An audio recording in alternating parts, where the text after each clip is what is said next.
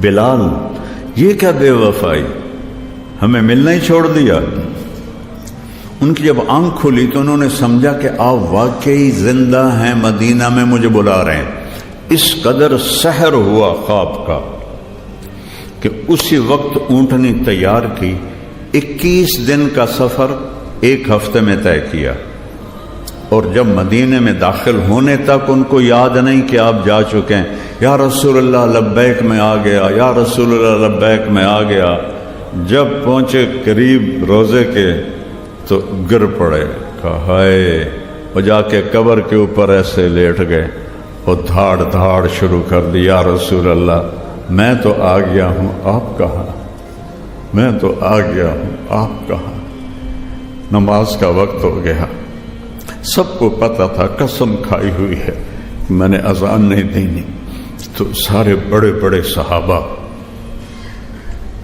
میرے نبی کی آنکھوں کی ٹھنڈک، میرے نبی کی آنکھوں کے تارے، میرے نبی کے راج دلارے، جنت کے سردار حسن حسین کے پاس گئے کہ بھتیجو آج آپ بلال سے کہو کہ اذان دے دے، ورنہ وہ کبھی نہیں دیں گے۔ دونوں بھائی آئے، چچا ایک درخواست۔ تو ان کی آنکھوں میں آنسو آ گئے، آپ درخواست کہہ رہے ہو؟ آپ تو میرے آقا ہو، حکم فرمائیں کہ جیسے آپ ہمارے نانا کے لیے اذان دیتے تھے آج اذان دیتے، اور جب میدان معاشر میں دنیا اکٹھی ہوگی تو اللہ خود اللہ خود اللہ خود بلال سے کہے گا اونٹنی پہ کھڑے ہو اور اذان دے۔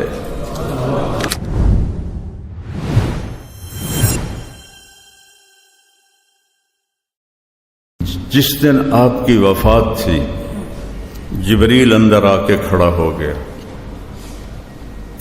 خاموش۔ آپ نے کہا خیریت کیا ہوا؟ کہ باہر موت کا فرشتہ کھڑا ہے، اندر آنے کی اجازت چاہتا ہے۔ وکیل صاحب کو لوگ سے پوچھنا ہے، مولانا طارق جمیل کو لوگ سے پوچھنا ہے۔ آپ نے فرمایا آ جائے۔ اجازت پر اسرائیل اندر آیا اور کہنے لگا السلام علیکہ یا رسول اللہ۔ آپ نے جواب دیا، کہا آدم سے لے کر آج تک جتنوں کی روح نکالی ہے، خلیل کلیم، کسی کو سلام نہیں کیا، آپ پہلی ہستی ہیں، میں آپ کو سلام پیش کر رہا ہوں۔ آدم سے لے کر آج تک کسی سے اجازت لے کے اندر داخل نہیں ہوا۔ آپ کے بارے میں آپ کے رب نے فرمایا پہلے اجازت لینا پھر اندر جانا، نہ ملے اجازت وہیں سے واپس آ جانا۔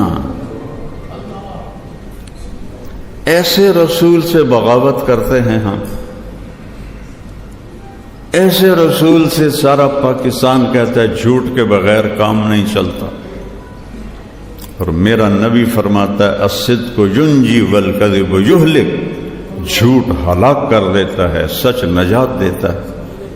جہاں موت بھی ہاتھ باندھ کے کھڑی ہو، اور آپ پہلی بات اجازت لے کر جانا، نہ ملے تو واپس۔ دوسری بات السلام علیکم۔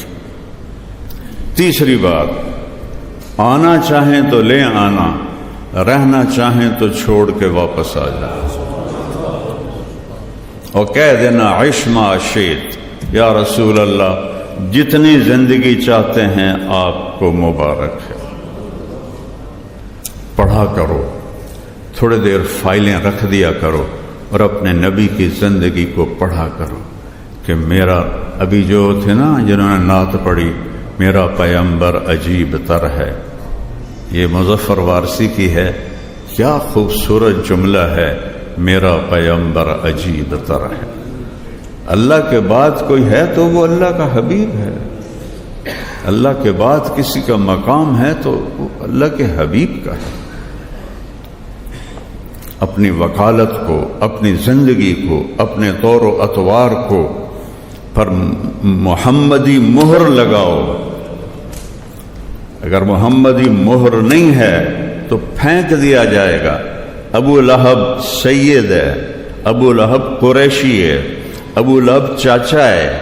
میرا رب فرمایا تبت یدا ابی لہب وتب، برباد ہے یہ خبیث۔ بلال حبشی ہے، حبشی کا بیٹا ہے، اور مجھے مطالعے کا ذوق ساری زندگی رہا، اب بھی ہے۔ میں آج تک بلال کے دادے کا نام نہیں ڈھونڈ سکا، اتنا بے نام آدمی ہے۔ قبر کہاں ہے؟ دمشق۔ نبی کا کیا فرمان ہے؟ سب سے پہلے قبر سے میں نکلوں گا قیامت کے دن، میرے دائیں طرف ابو بکر، میرے بائیں طرف عمر، اور بلال میرے قدموں سے اٹھایا جائے، شام سے نہیں، قدموں سے۔ اور میرے لیے براق آئے گا، میں اس پہ سوار ہوں گا۔ بلال کے لیے سرخ اونٹنی آئے گی، وہ اس پہ سوار ہو کر میرے آگے ایز اے ڈرائیور چلے گا۔ اور جب میدان محشر میں دنیا اکٹھی ہوگی تو اللہ خود، اللہ خود، اللہ خود بلال سے کہے گا اونٹنی پہ کھڑے ہو اور اذان دے۔ بلال اذان دیں گے، سارا محشر سنے گا۔ ایک اور واقعہ سناتا ہوں۔ آپ کا جسد مبارک پڑا ہے، 11 بجے کے قریب انتقال ہوا، راؤنڈ اباؤٹ ظہر کی اذان دینے کے لیے چڑھے۔ جب اشہد ان محمد رسول اللہ پہ پہنچے، آواز بند ہو گئی، روتے روتے روتے مشکل سے اذان پوری ہوئی۔ نیچے اترے کہ سن لو، میں قسم کھاتا ہوں نبی کے بعد اب کسی کے لیے اذان نہیں دوں گا۔ اور کچھ دنوں کے بعد ابو بکر کے پاس آئے، ابو بکر اب میرا دل نہیں لگتا آپ کے بغیر مدینے میں، مجھے جہاد کی اجازت دے دو۔ انہوں نے پہلے تو روکا، پھر حضرت عمر نے سفارش کی، جانے دو، پریشان ہے، اجازت مل گئی۔ خام میں زیارت ہوئی۔ بلال، یہ کیا بے وفائی، ہمیں ملنا ہی چھوڑ دیا۔ ان کی جب آنکھ کھلی تو انہوں نے سمجھا کہ آپ واقعی زندہ ہیں، مدینہ میں مجھے بلا رہے ہیں۔ اس قدر سحر ہوا خواب کا کہ اسی وقت اونٹنی تیار کی، 21 دن کا سفر 1 ہفتے میں طے کیا۔ اور جب مدینے میں داخل ہونے تک ان کو یاد نہیں کہ آپ جا چکے ہیں۔ یا رسول اللہ لبیک میں آ گیا، یا رسول اللہ لبیک میں آ گیا۔ جب پہنچے قریب روزے کے تو گر پڑے، کہا ہائے، اور جا کے قبر کے اوپر ایسے لیٹ گئے اور دھاڑ دھاڑ شروع کر دی، یا رسول اللہ میں تو آ گیا ہوں، آپ کہاں؟ میں تو آ گیا ہوں، آپ کہاں؟ نماز کا وقت ہو گیا۔ سب کو پتہ تھا، قسم کھائی ہوئی ہے میں نے اذان نہیں دینی۔ تو سارے بڑے بڑے صحابہ، میرے نبی کی آنکھوں کی ٹھنڈک، میرے نبی کی آنکھوں کے تارے، میرے نبی کے راج دلارے، جنت کے سردار حسن حسین کے پاس گئے کہ بھتیجو آج آپ بلال سے کہو کہ اذان دے دے، ورنہ وہ کبھی نہیں دیں گے۔ ایک 10 سال کے، ایک 9 سال کے، 2-3 سال گزر گئے تھے۔ تو یہ دونوں بھائی آئے، چچا ایک درخواست ہے۔ تو ان کی آنکھوں میں آنسو آ گئے۔ آپ درخواست کہہ رہے ہو؟ آپ تو میرے آقا ہو، حکم فرمائیں کہ جیسے آپ ہمارے نانا کے لیے اذان دیتے تھے، آج اذان دیتے۔ تو بلال کی چیخیں نکل گئیں روتے روتے، کہا بھتیجو میں نے قسم کھائی تھی کہ میں اب کبھی اذان نہیں دوں گا، لیکن تم تو میرے نبی کے راج دلارے ہو، میں آج قسم توڑوں گا، اذان دوں گا۔ یہ مسجد یہاں ایک انصاری عورت کا گھر تھا، اس کی چھت پہ چڑھ کے اذان میں تھا، اس کی چھت پہ چڑھ اللہ اکبر کہا تو مدینے کی عورتیں بھی روتی ہوئی گلیوں میں باہر آ گئیں، اور سب کو ایسے لگا جیسے آپ زندہ ہیں۔ ایک لمحے کے لیے سارا مدینہ بھول گیا کہ آپ جا چکے ہیں، وہ دھاڑ دھاڑ مچ گئی، در و دیوار رونے لگے۔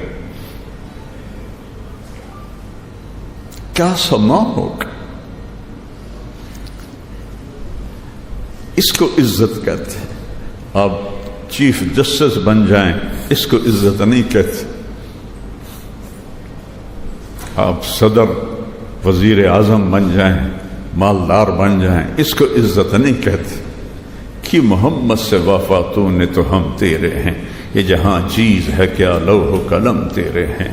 اذان دی، مدینے کی گلیوں میں آنسو بہنے لگے، احد پہاڑ لرز گیا بلال کی اذان سے۔ پھر ایک اور وقت آیا،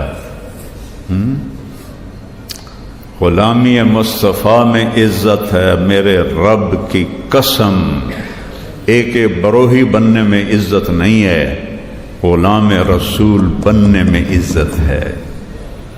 پاکستان تو ویسے چھوٹا سا ملک ہے، 7 بر اعظم کی بادشاہی میں وہ عزت نہیں ہے جو غلامی رسول میں عزت ہے۔ بیت المقدس پہ اٹیک ہوا تو بیت المقدس والوں نے کہا ہماری کتابوں میں لکھا ہوا ہے اس شہر کو کون فتح کرے گا، اپنے امیر کو بلاؤ، اگر وہی ہوا تو ہم چابیاں دے دیں گے، وہ نہ ہوا پھر ہم سب ذبح ہو جائیں گے، شہر نہیں حوالے کریں۔ تو صحابہ نے سوچا جنگ میں تو دھوکہ دینا جائز ہے، الحرب خدع۔ تو حضرت خالد بن ولید اور حضرت عمر ہم شکل تھے، تو انہوں نے کوئی ہفتے 10 دن کے بعد نہ حضرت خالد بن ولید کو کھڑا کر دیا کہ یہ ہمارا امیر ہے، جائز ہے جنگ میں۔ انہوں نے قلعے کی دیوار پہ کھڑے ہو کر کتاب دیکھی، ان کو دیکھا، کہنے لگے یہ اس جیسا ہے، یہ وہ نہیں ہے، اصلی بلاؤ۔ پھر حضرت عمر کو خط بھیجا گیا تو سارے صحابہ کہنے لگے کوئی ضرورت نہیں جانے کی، اللہ کا وعدہ ہے فتح ہماری ہے۔ لیکن مولا علی نے فرمایا کہ عمر تیرے جانے سے اگر مسلمانوں کا خون بچتا ہے تو تمہیں جانا چاہیے۔ کہا علی صحیح کہہ رہا ہے۔ اس پر پھر یہ تشریف لے گئے، سامنے کھڑے ہوئے، انہوں نے دیکھا کہاں یہی ہے، چابی پکڑائی اور شہر میں داخل ہوئے۔ ظہر کی نماز کا وقت تھا تو سارے صحابہ کی خسر پھسر، کسی طرف بلال اذان دے، کسی طرف بلال اذان دے، تو سارے آئے حضرت عمر کے پاس کہ امیر المومنین آج بیت المقدس کی پہلی اذان ہے، بلال سے کہو اذان دے۔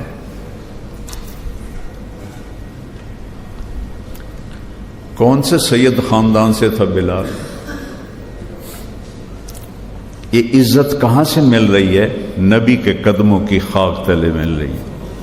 تو حضرت عمر نے بولا عمر عمر، کیا کہہ رہے ہیں؟ سیدنا بلال، ہمارے آقا بلال، سیدنا بلال، ہمارے آقا بلال، ایک درخواست تو مان لو۔ کہنے لگے کیا؟ کہ آج اذان دے دو۔